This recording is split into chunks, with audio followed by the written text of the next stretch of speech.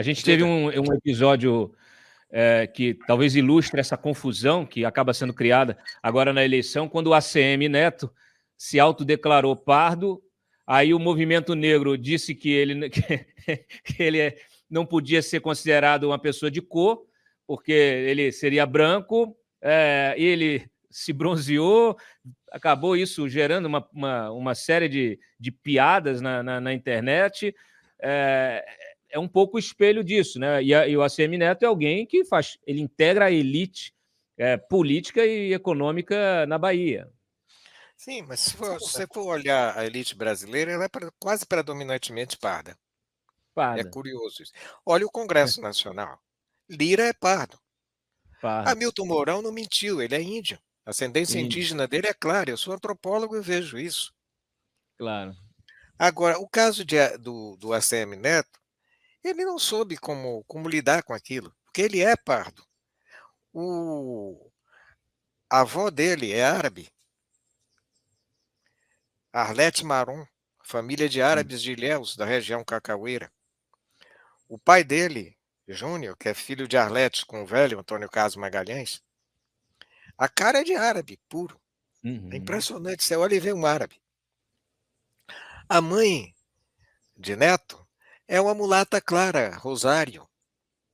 Então ele é filho, ele tem sangue negro, sangue mulatos, descende de mulatos e de árabes. Vai De árabe. se classificar como branco? Não Quando ele pode. foi ter o documento dele, botaram lá pardo.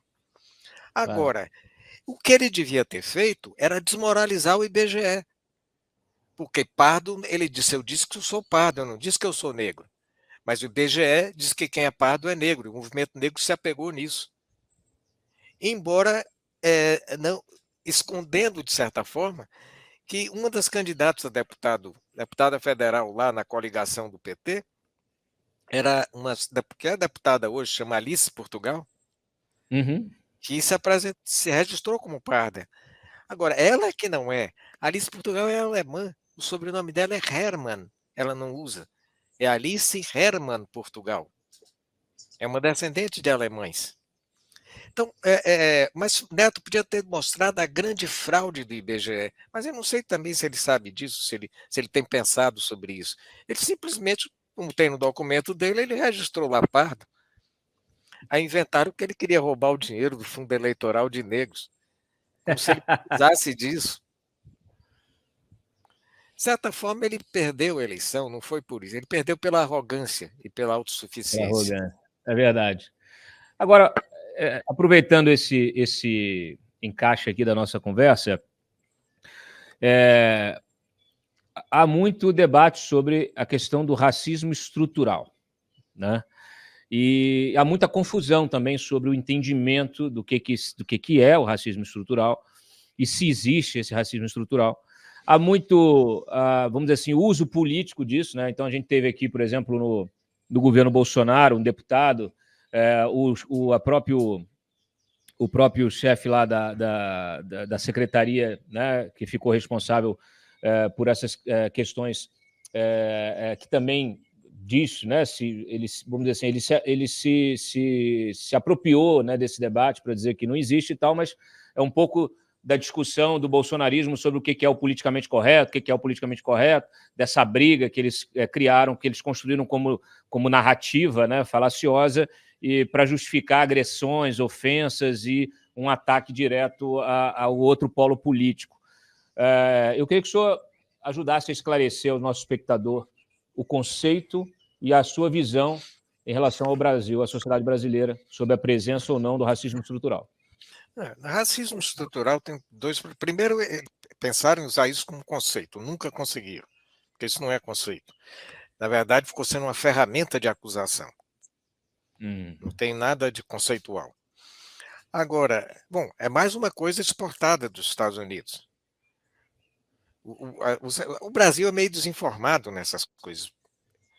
E fica lidando como se fossem coisas criadas aqui, racismo estrutural, lugar de fala, são produções dos pretos americanos, lá chamado mais de racismo sistêmico, racismo institucional. Assim também na França. Os Estados Unidos exporta para a França, sociólogos franceses falam disso, de racismo sistêmico. Lugar de fala nos Estados Unidos, eles usavam a expressão, era falar como X, quer dizer, falando como negra, falando, em vez de dizer meu lugar de fala, que foi a moda que pegou no Brasil. Mas isso Sim. tudo são plágios da militância brasileira, plagiando, são copistas, plagiando a militância norte-americana.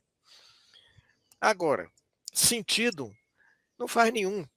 É o seguinte, porque, na verdade, eles querem mudar a língua portuguesa. Tem também esse projeto quase de uma ditadura linguística. As palavras têm que ser usadas como o movimento negro usa. Isso é um absurdo. É, na verdade, um bando de gente semi-analfabeta querendo determinar o futuro da língua portuguesa. Chega a ser ridículo. Não pode mais usar denegrir, não pode mais usar uma série Não, de termos. doméstico é hilário. Doméstico não pode ser usado. A Defensoria Pública da OAB bota isso no manual. Não pode usar a palavra doméstica porque remete a pretas trabalhando na senzala. Pô, não é. Doméstico é latim, isso é domus, casa. É muito anterior a Jesus Cristo. Tem nada a ver com racismo. Doméstico quer dizer de casa, caseiro. É o que faz parte do lugar onde você vive, mora. Tanto que eu falei assim, por que o movimento negro então não vai para o aeroporto fazer manifestações contra aquela placa racista de embarque doméstico? Essa coisa do racismo estrutural vai pelo mesmo coisa, porque a tese é o seguinte, eles querem que esqueça o significado da palavra racismo. Racismo é ter preconceito e é discriminar pessoas de uma raça X, um determinado grupo étnico ou racial. Isso é racismo e fim de papo. Agora, eles querem dizer que não. O truque ideológico é o seguinte, o racismo só existe se ele puder ser imposto por uma estrutura de poder, por um aparelho estatal. Então, isso é uma grande mentira. O racismo existe o oprimido pode ter um desprezo racial pelo opressor. Eu sempre dou o seguinte exemplo: o que precisa de estrutura de poder e aparelho de Estado? Quer dizer, se o narcotráfico ocupa uma favela, não, isso é ilusão de ótica porque eles não são aparelho de Estado? Então você inventa esse negócio de que o negro não pode ser racista porque ele não tem um aparelho de poder que faça com que ele possa oprimir os outros com essa base, em base racial. Daí o Joel Pinheiro escreveu um artigo na Folha muito interessante, até que ele fala o seguinte: vamos imaginar que você. Não, vou deixar o Joel, vou continuar a análise do racismo estrutural, porque isso é uma bobagem só, é uma grande mistificação. Então você não pode, o negro nunca vai cometer um crime racial, nunca vai ser acusado de racismo, porque ele só vai poder ser racista no dia em que a sociedade capitalista for destruída e ele chegar ao poder, que essa é a visão dos movimentos negros. Então, até lá, faz como? Vamos ter 2 códigos penais, um para cada raça? Quer dizer, o branco que chama alguém na rua de negão, filho da puta, não sei o quê, é racista. Se o inverso acontece, não é racismo porque não tem uma estrutura de poder atrás dele. Isso é de uma estupidez, isso é uma jogada esperta. Porque você Agora, livra, no plano jurídico, inclusive, é para ter 2 códigos penais. isso não se confunde com aquele racismo que está presente nas relações sociais e que muitas vezes não é expresso verbalmente, né? Por exemplo, você está ali, eu, por exemplo, sou casado com uma negra e a nossa filha nasceu branca. E aí, quando ela era bebê, muitas vezes a minha mulher estava em algum lugar com a filha, eu estava longe, eu não estava presente e ela sofria sempre aquele olhar do tipo, e até questionamentos, né, do tipo, é sua? Essa filha é sua? Né? Isso é racismo, não é racismo estrutural, né? É racismo puro e simples. Quando sei lá, ela vai entrar numa loja se não tiver muito bem vestida, se tiver de chinelo de dedo e short, ela é tratada de um jeito muito diferente, né? O que é isso nesse sentido? É racismo puro e simples? Não tem nada a ver com estrutural. Não tem, e racismo estrutural é uma fantasia de professor universitário. Você não encontra isso em lugar nenhum. Agora, o que eu falei, e que eu falo sempre, é que existe em todos os grupos, existe o racismo. O racismo não é monopólio de branco, nem de amarelo, nem de preto. Você vê agora mesmo esse cara da NBA que perdeu os patrocínios por causa de declarações racistas contra os judeus. Quantos ataques a coreanos e chineses na história racial de Nova York? O negro aqui e ali é vítima, mas muito mais vítimas são os judeus e os asiáticos, inclusive sofrendo na mão de boicotes negros, de ataques negros violentos. Aquela líder do Black Lives Matter, Yusra Kogali, que nasceu no Sudão, ela fala do desejo dela de fuzilar todos os brancos. Isso é o quê?